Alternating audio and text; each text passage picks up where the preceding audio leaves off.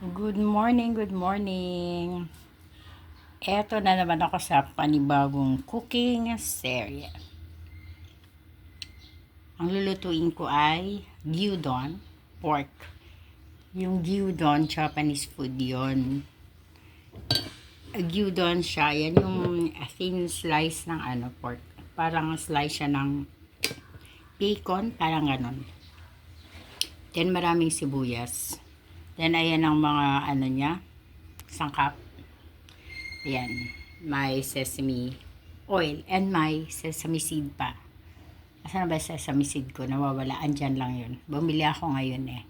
So, ayan na yun. So, imamarinate natin. Lalagyan natin to ng konting yan, toyo. Ganon. Tapos, seasoning. Lalagyan natin yan para marinate natin konti before iluto. Okay? So, eto na. Push na natin ang luto na to. Yan. Lagay daw natin.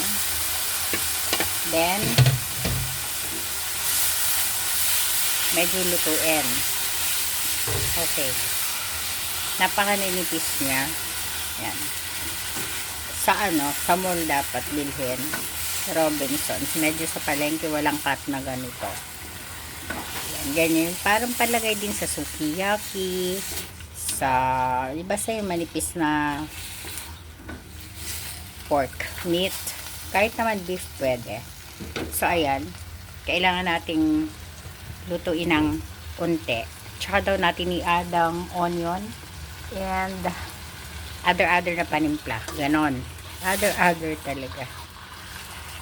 So ayan, luto ko muna saglit. Ayan na nga, nilagay na natin ang ating maraming onion and bell pepper. Diba? Yan, ganyan. Ganyan lang naman. Tapos yan na yun. Gyudon na siya. The Japanese gyudon. Kulang lang kasi ako ng ingredients. Wala ako mirin. So, para hanapin ko pa yung mirin na yun, wag na. Ganto na lang siya.